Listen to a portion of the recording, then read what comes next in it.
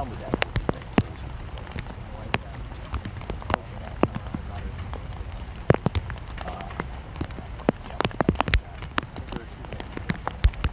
That's good. Yeah, Junior's cooking up like chili.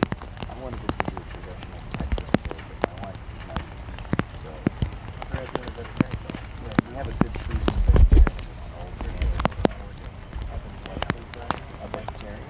Yeah. Maybe I should look that up on Friday night. I haven't realized that. Well, vegetarian chili are all farting all night long. Flourishing fart. Like the horns that are about to blast.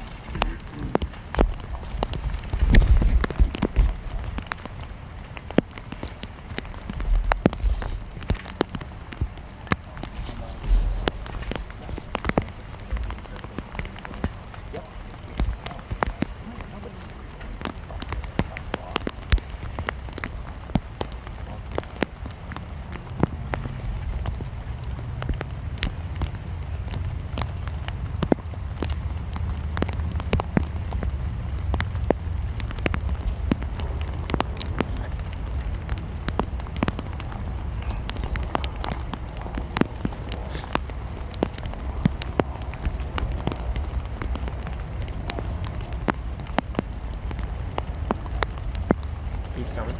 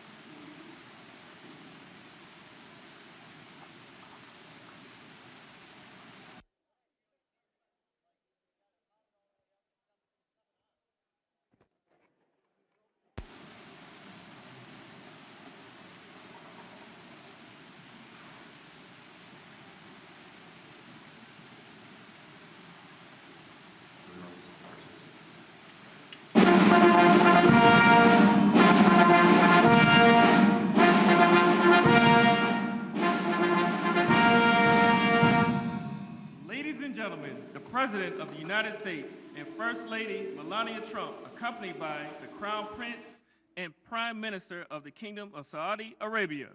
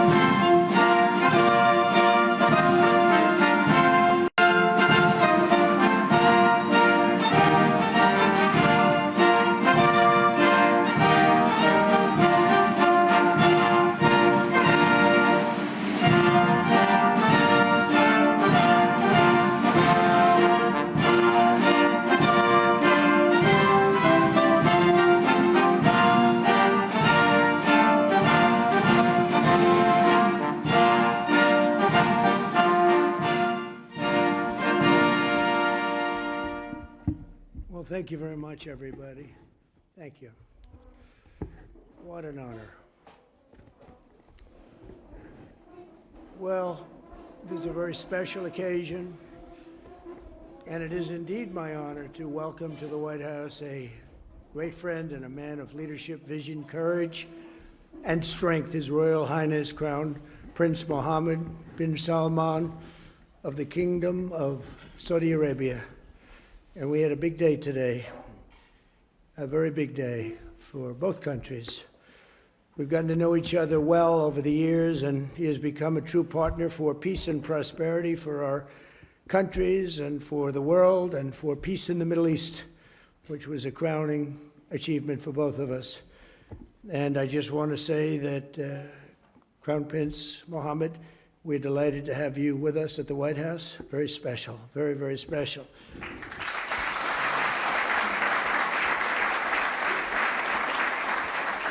I'd like to also express my gratitude to our wonderful First Lady for organizing this beautiful evening. She worked hard on it. Thank you very much, Melania. Thank you.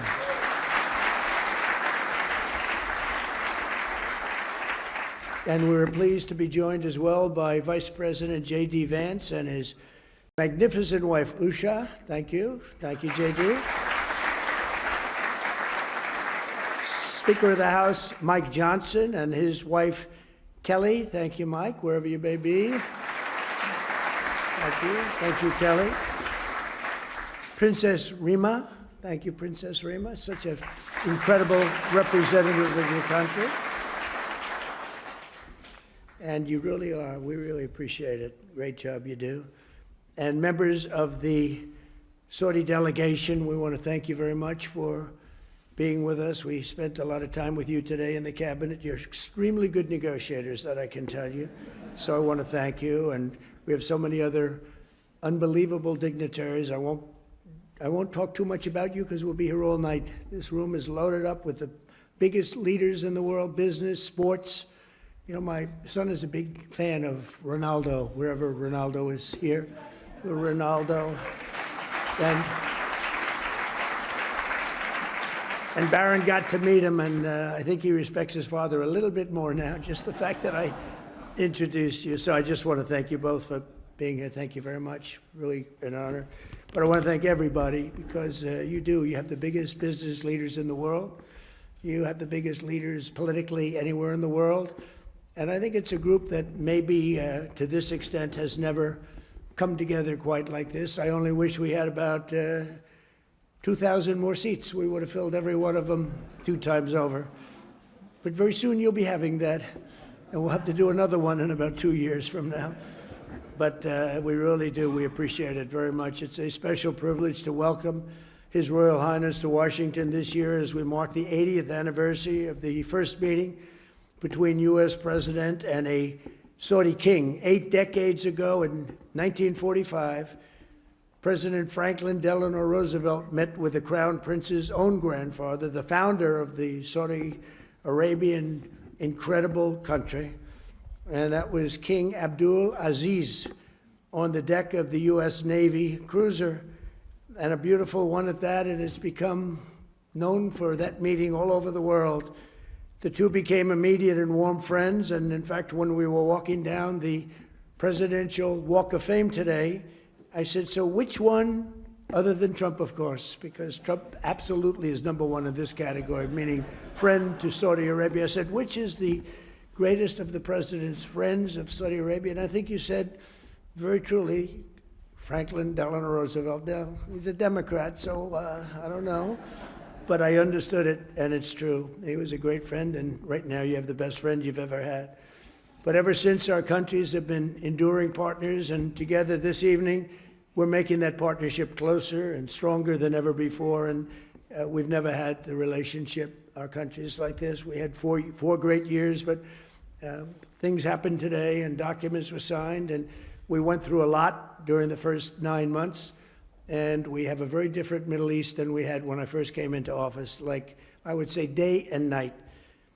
As I saw during my wonderful visit to the kingdom in May, with the Crown Prince's help, Saudi Arabia has made extraordinary strides and grown into an economic engine and really a modern day miracle, an amazing transformation, and all for the good. This opening up of the new avenues of cooperation between the United States and Saudi Arabia is really unprecedented. And on that trip, Saudi Arabia announced that it will invest an incredible $600 billion. That means jobs. That means jobs. It's also good for your companies, but I'm only interested in the jobs for your country. I'm not interested in the profits, but I guess the profits are there too.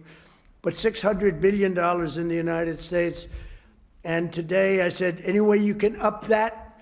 And he said, I am going to up that to $1 trillion. So he's investing $1 trillion into the United States. And when I was in Saudi Arabia, he looked at me, and I've used his name all over the place because he was the first to say it, but a lot of people have said it after. He said, you know, 1 year ago, we thought your country was dead.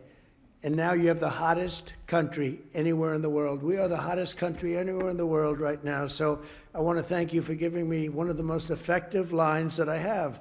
And I quote you, and I quote some others, but I always put you up at top. But many people have said that. This week, we're also signing exciting agreements on civil nuclear energy, critical minerals, and artificial intelligence, numbers that nobody's ever heard of before.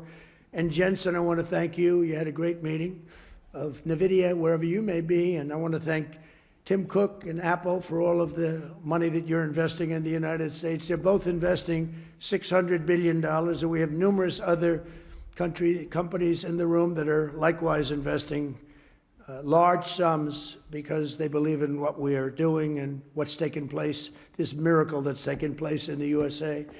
Together, these will come together. We're going to have support the many thousands of American jobs that have been created and help solidify the USA and the world leader. We're really now, by far, the world leader in technology, and nobody even questions it. Advanced manufacturing and other vital industries. They were saying 2-3 years ago, when the country was really losing business, not gaining business, that we'll never be manufacturers again, we'll never be doing any of these businesses again, that are coming back to us in record numbers. AI plants, but maybe even most importantly, in a sense, the auto plants. They're all pouring back into the United States. And I have to say, because of tariffs, I'll also say because of November 5th, the election. But because of the tariffs, they're coming back. We have the head of Ford, we have the head of General Motors in the room, and their stock has gone through the roof because what I did with tariffs last week on certain kinds of vehicles. I won't get into it. It's called mid-sized trucks and large trucks. So I wanted to get into it because their stock went through the roof, and they were very happy. They did not really a hell of a lot of work. I gave it to them at their request, and for that, they get a big fat salary. But more importantly, they create jobs all over the country. It's been amazing. And the business you've gotten in the mid-size and the large trucks because of what we did with tariffs is incredible. It's incredible. So I congratulate both companies, and thank you both for being here very much. And as we announced in May, Saudi Arabia is also making an enormous commitment to building up its own defense capabilities. with the largest arms purchase in history, nearly $142 billion worth of American military equipment and services. And as I've said many times, and we've demonstrated just a short while ago, but quite a bit. We make the best military equipment in the world by far. We make the best jets, the best missiles. We make the best military equipment in the world. There's nothing even close. But this will mark and make both of our nations safer and cement the kingdom's role as a key force for stability and security in the Middle East. And they are, I think right now, I can say with what we did with our beautiful B-2 bombers going in and obliterating a very serious nuclear threat, which would have taken place in about a month from that date. They were ready to go. They're not ready to go anymore. They'd like very much to make a deal with us, and they call us, and we'll end up probably doing that. That's Iran. But when you really think about it, Your Majesty, I think that this is the best in terms of safety. Saudi Arabia has never been as safe as it is right now. You always had a little cloud over your head, and sometimes that cloud was very big. That cloud is not there anymore, and we want to keep it that way. So that's why tonight I'm pleased to announce that we're taking our military cooperation to even greater heights by formally designating Saudi Arabia as a major non-NATO ally, which is something that is very important to them. And I'm just telling you now for the first time because I wanted to keep a little secret for tonight. I just heard him say, "Oh, that's nice." That's another point you won today. And signing a historic strategic defense agreement, which we just signed a little while ago. So congratulations, it's South Carolina.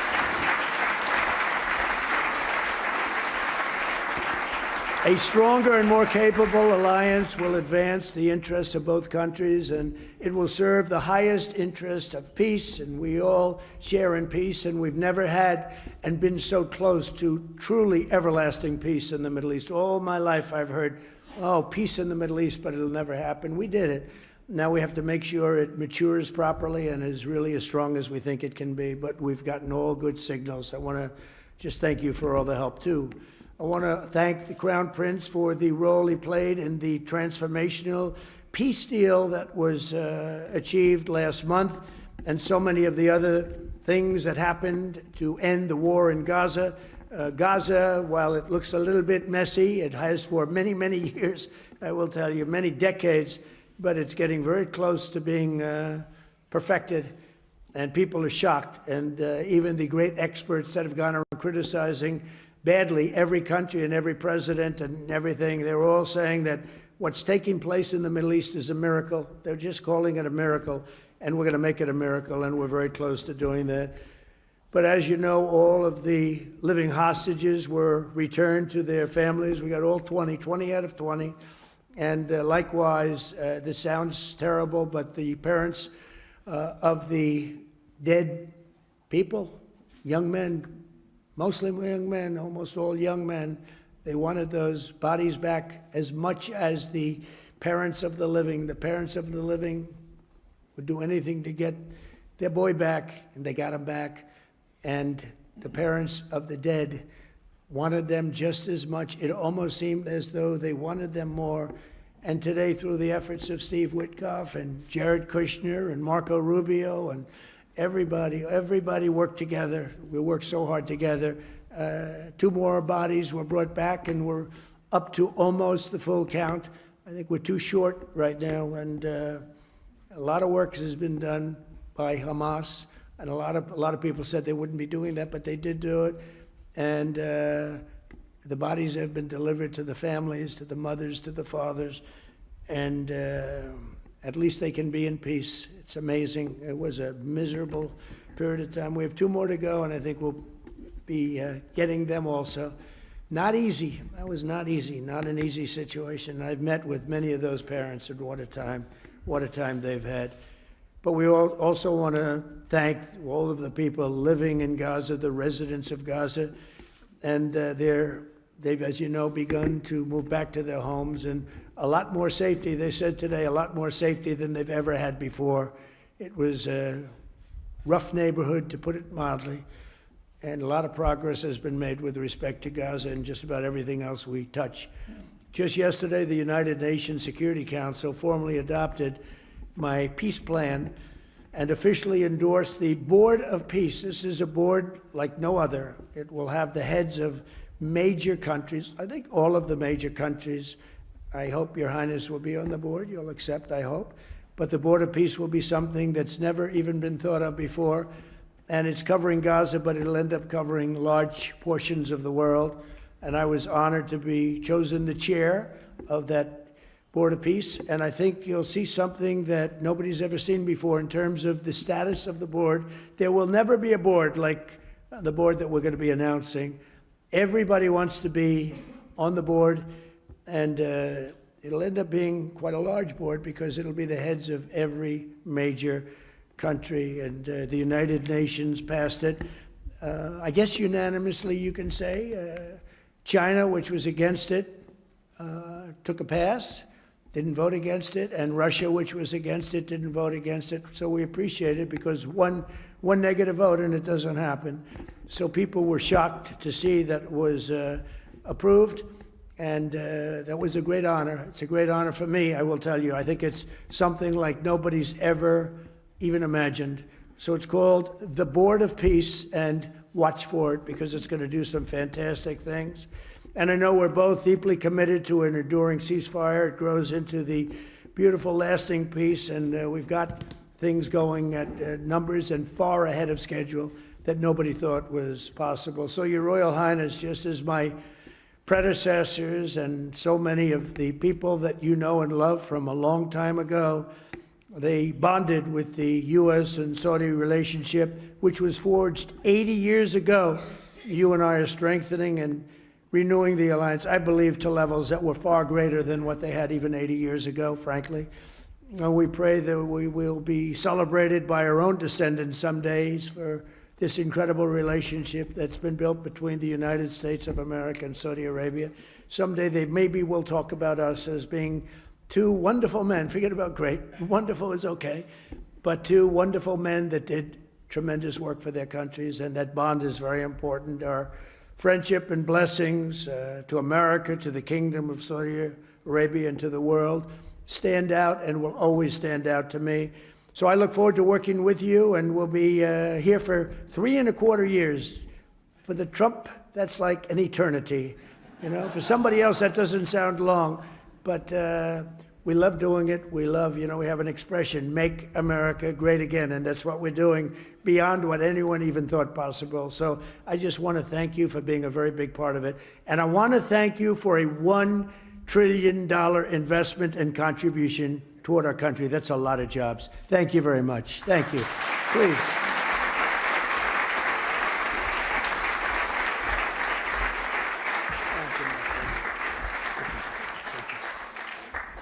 Well, it's too hard to speak after Mr. President. No one speaks better than him. But first of all, I will start with thanking Mr. President for the warm and great welcome that we have today. We feel home, and this relation started around close to 9 decades ago with Roosevelt and King Abdulaziz, who established the modern Saudi Arabia. Also, I've known that America is almost celebrating 250 years of establishment, and also in 2 years we will celebrate in Saudi Arabia 300 years of establishing Saudi Arabia. We've been, since the last 9 decades, working together in many areas. During the World War II, we was a major supplier for oil. During the Cold War, countering extremism, terrorism, but during that time, we've been also working on a lot of economical opportunities. But today, it's a special day. We think the horizon of the economical cooperation between Saudi Arabia and the rest of America, it's bigger and wider in many areas. We've been signing a lot of agreements that are going to open the door to develop the relation deeper in many areas, and we're going to work on it. We believe the opportunities is huge, so we're going to focus on implementation and keep increasing the opportunities between our both countries. So thank you again, Mr. President. Thank you very much. And also, before I come here, someone told me that there is in some of the bidding sites that they are bidding on me wearing black suits, and if you bid on me wearing black suits, I'm coming here with the black suits, they're going to get almost 17x. So I want to tell them, sorry, you lose the bid. Maybe next time. So thank you, Mr. President. Thank you. Very much.